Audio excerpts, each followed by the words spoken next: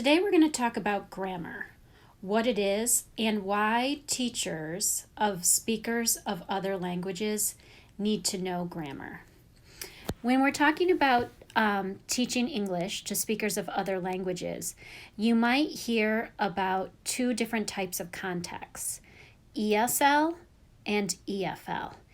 ESL is English as a second language, and we use that to talk about those students are immersed in an English-speaking country, learning English. EFL is English as a foreign language, and those students are learning English in a country where English isn't the first language. So why do teachers of English need to know grammar? A lot of people used to think, and some people still think this, that if you speak a language, you can teach a language. But anyone who has studied linguistics knows that that's not true. So we all acquire our first language as children, and because we just acquire it as children, we have all this subconscious knowledge of our first language. We know the sounds, we know how those sounds can change depending on the context. We know the grammar in that we can look at a sentence and say, that's not right. But we might not be able to explain why it isn't right. So we have to actually have active knowledge of the grammar of our language in order to teach it to students. If you don't have a conscious knowledge of the grammar you're teaching, it will be very difficult to answer the students' questions. It will be difficult to listen to what they're saying and be able to explain why something isn't grammatical.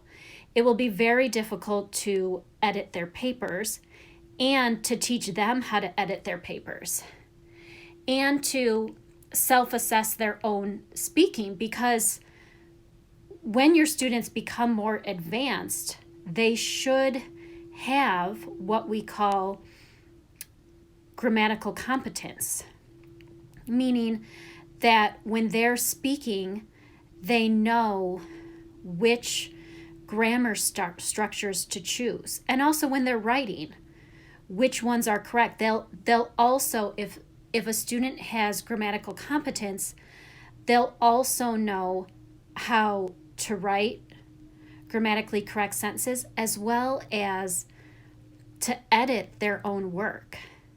And so you as the teacher are teaching all of those things to your students. One more thing about that. So I talked about how children acquire their language.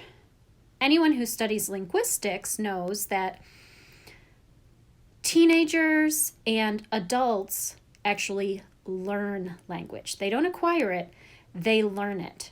So you can't stop older people from actually thinking about the grammar that they're learning. So when children are acquiring their language and they use, for example, the present perfect for the first time, they're not going to analyze that they use the present perfect or know what the present perfect is or even what it means, but they use it correctly because they acquired it. But an adult needs to know, okay, what's the present perfect? What does it mean? When do we use it? So that's why we need to know grammar to teach English. So what is grammar? Grammar are the rules of how different constituents fit together to make sentences in a language. So what's a constituent? Parts.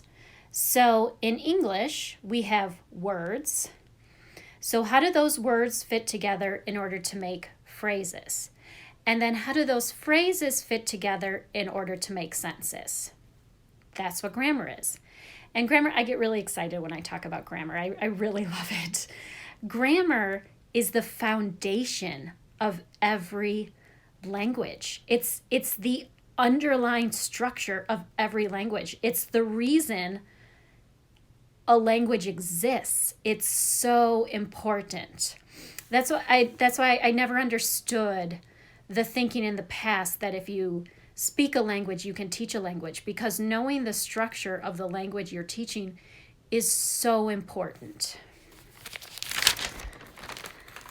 So, what do we need to do for our students? So, I already talked about grammatical competence. Okay, can they generate grammatically correct sentences in speaking and writing? And not only that, but can they know when they make a mistake in speaking and writing? I always get excited when I listen to students give presentations and they'll stop and they'll go back and say something again. They correct themselves. That shows me that they're gaining that grammatical competence.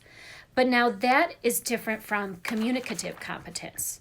So just because you can say a sentence correctly doesn't mean that you're choosing the right structures to use depending on the situation.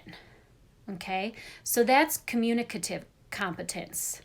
You know, when you go and order a coffee, do you know exactly how to address the person that's standing behind the counter? When you meet someone's parents for the first time, do you know how to address them correctly? That's cultural. So that is very hard to teach. And that's one of the last things that our students learn, because part of it is just being immersed in the culture and learning those things through trial and error, those what we call those sociolinguistic factors. Okay, how do I know which structures to choose and to put together depending on the situation? So that goes along with being informal versus formal, and that's different across languages and cultures. And how do we talk to people that are older than us or in different positions from us? Americans tend to be very informal. So a lot of times that's hard for our students to wrap their heads around. Finally, the last thing I want to mention when we talk about grammar and teaching grammar is that, like every part of a language, languages evolve. And so grammars evolve. For example, when I was in high school, I was taught you never end a sentence with a preposition. Don't strand that preposition. Like, where is he at? Okay. Now, it's okay.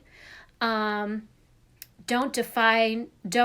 divide an infinitive, right? To boldly go. Your book mentioned some other ones that, for example, your book mentioned conditionals. So just to know that grammars change and that the way we speak is often very different from what's expected of us in academic writing. And so those are things that as you study grammar and think about how you're going to teach your students, that there's also these underlying factors of, okay, this is perfect prescriptive academic grammar, but when they're out in public, this isn't how people actually speak. So that's kind of another layer of what we have to teach students when we're talking about grammar. Okay, so just thought I'd give you a little bit of an introduction of what is grammar and what it means to teach grammar to speakers of other languages.